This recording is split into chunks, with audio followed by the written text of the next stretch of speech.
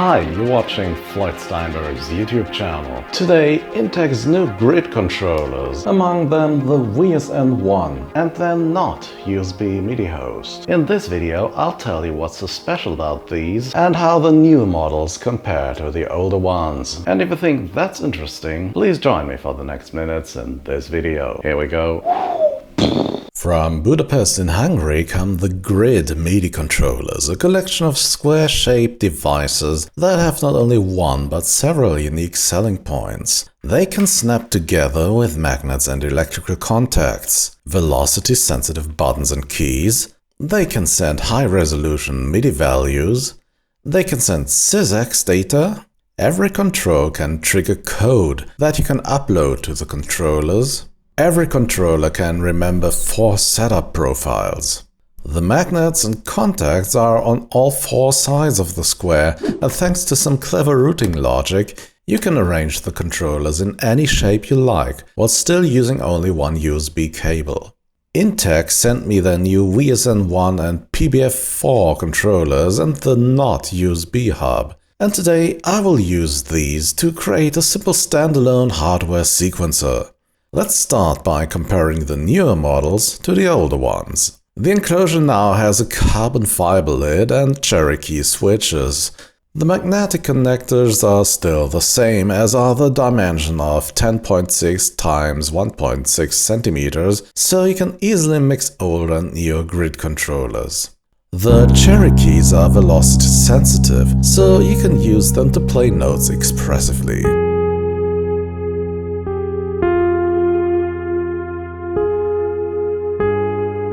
The VSN-1 controller is the star of the show here. It has an LCD that can be set up to show basically anything you want. There are 4 mini buttons under the screen and 8 velocity-sensitive big buttons. The big jog wheel is an endless encoder that's accompanied by a set of multicolored LEDs which can be used to indicate the value of the setting you've assigned to the jog wheel. All encoders have LEDs for every control, and in the grid editor you can set up the color and brightness, or make the color and brightness react to the setting.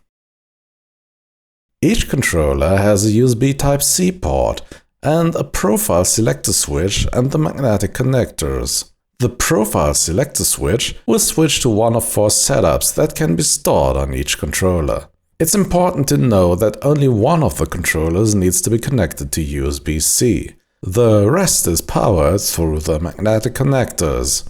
Also, selecting a profile on one controller will select the same profile on all the other controllers. Let's take a look at 2 real-world use cases in this video. Controllers, as the name suggests, are designed for adjusting parameters, for example, audio volume or filter settings on the synthesizer. They are especially useful when the device you're working with doesn't offer enough physical controls to tweak the parameters you want to change in real time. The MIDI protocol provides several ways for a controller to communicate with a target device: MIDI CC, NRPN and SysEx. MIDI CC is the most straightforward of these. It sends a controller number between 0 and 127 and a controller value between 0 and 127. The first number specifies which parameter you want to adjust, and the second number specifies the amount of change. For example, most synthesizer manufacturers follow the general MIDI standard, which defines CC74 for filter cutoff frequency and CC71 for filter resonance. To configure the grid controllers, you need Intech's grid editor from their website. The editor shows a representation of your current grid layout. You can click any interface element and configure it in the panel on the right. In addition to the usual MIDI setup options, the editor offers a wide range of more advanced functions, which we'll explore in a moment. I've created a controller layout that implements the complete general MIDI standard. This allows me to quickly edit sounds on any synthesizer that adheres to these rules.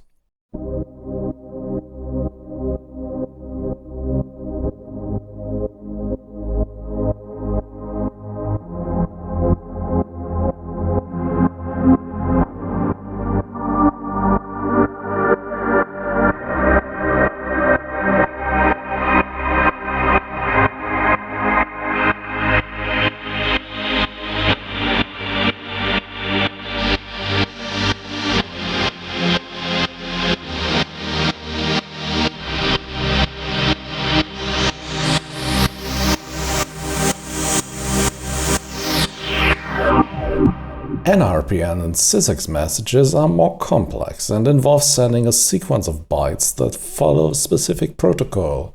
If you want to learn more about this, take a look at my first video on the grid controllers from a few years ago.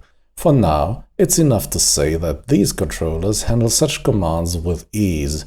You can enter any SysEx or NRPN string into the configuration field and mark the part that contains the actual control value. That value is then replaced by the current position of the knob or fader you're using. Beyond MIDI instruments, GRID can also be used to control video editing software, games, DAWs, and with the right interface, even stage lighting and much more.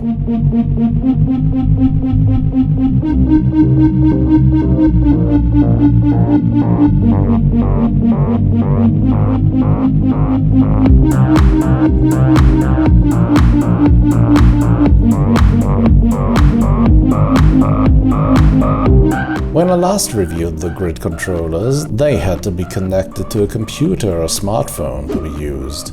Since then, Intech has added the NOT to their lineup. The NOT, which works not only with GRID controllers but with any USB or TRS MIDI device, turns the GRID modules into standalone units. It provides a DC input but can also be powered via USB. Once connected to the GRID, it allows you to control devices via USB or TRS without needing a computer or smartphone as a mediator. Okay, so my idea is to turn the VSN-1 into a hardware standalone sequencer, 16 steps, and I will be able to move around the cursor across a 4x4 matrix with these buttons. This will be a playback button and this will be a record button. And once I enter recording mode, I will be able to enter notes with these keys or an external keyboard. I've prepared this because I think it would be boring to watch me code here, so let's just load this in the GRID editor here. There it is, I hope you can see that. I can move around the cursor here with the cursor keys. We can activate recording mode and we can start playback. Let's take a look at how I did this. Every element you can select here in the GRID editor has some so-called action blocks. Those action blocks can be assigned to 3 different states: setup and the element itself, and a timer. Let's take a look. I've started adding code to the screen. I've added this to the setup page. Let's take a look at this code. It's not too hard to understand. It's just simple LUA scripting. So we're setting the backlight to 255, that's maximum. And then I have 4 variables here. Current step, which is the current step I'm recording on. Recording, which signals if we are in recording mode or not. Then playing, which is the same for playback. And then play-int, which is the playtime interval. These are 240 milliseconds at a time. Next is a function which is called draw sequence and the current step. And what this does is it draws this 4x4 grid onto the screen. You can see this here. We have some commands that will draw filled rectangles or empty rectangles depending on which step currently is being rendered. There's a loop here and we're looping across 4 rows, 4 columns. That's it. The VSN-1 is using a frame buffer, so it's drawing all these things in memory, and you need to swap the memory with the contents of the screen to make them visible. In the end, we just have this command that we want to draw this step to screen. That's it. So how does this react to user input now? That's very easy. We will just add event listeners to these elements here. So for example, on the left button, I have an event handler here. So this is called press. And when I press this, there is this code which is executed. By the way, you can just add your own event handlers with this button down here. You can see down here, you'll find this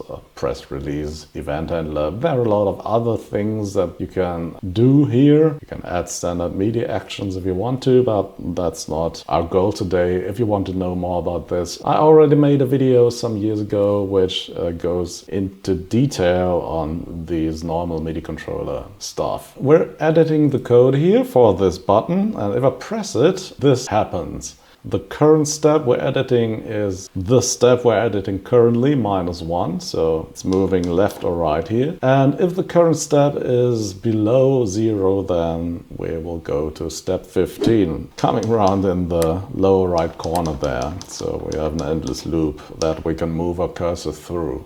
Let's take a look at the recording button now. This is the second button, and I click it here in the grid editor. We have a setup screen, there's nothing there. We have the button screen. Again, the press event is being handled, and the code is quite short. It will just set the recording flag to the opposite of what it's at the moment. So not recording is a logical step, inverting true to false and false to true. And after that, we're redrawing the screen. There's also the playing step. We have this code here. It's inverting the playing flag, resetting the play step to the first step in the sequence, and then we'll start a timer. Contents of the timer is to be found on this tab. So here we have the timer. You can see there's code as well. This checks, are we playing? And if we're playing, read the contents of the array which contains the notes, send it to whatever output device we have, then redraw the screen, increase the play step by 1, and then start the timer again. Okay, so let's take a look at how these notes are stored in the sequencer. For this, let's take a look at the first button again, because I just added the code here. This button here is listening for MIDI events. So every time MIDI comes in, this will do something, and it will react with this event handler here. And this takes 3 parameters: a reference to itself, a command, and the event data. First thing is I'm drawing a small yellow dot into the upper left corner of the screen, so I can see a MIDI event has been happening. I can trigger MIDI events here, and there's a small yellow dot. I don't know if you can see this.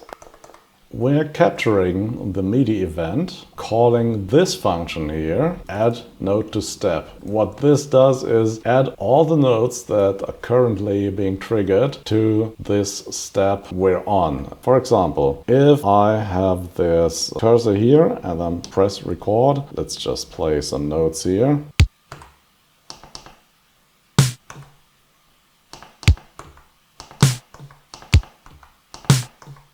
Okay, now I can press play.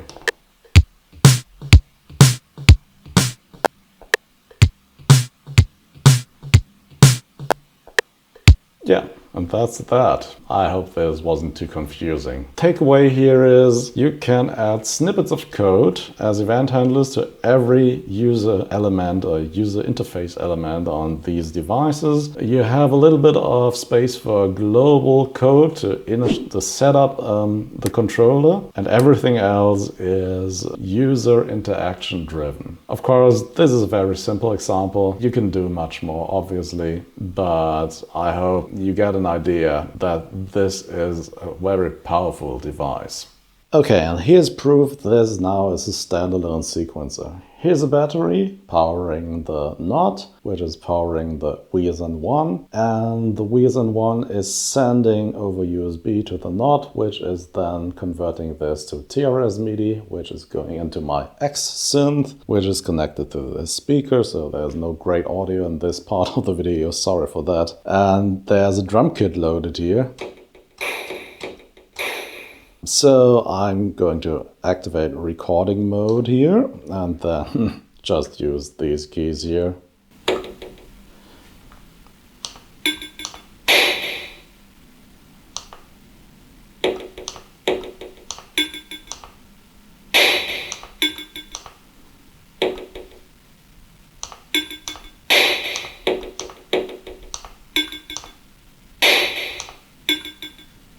Okay, now stop recording, start playing.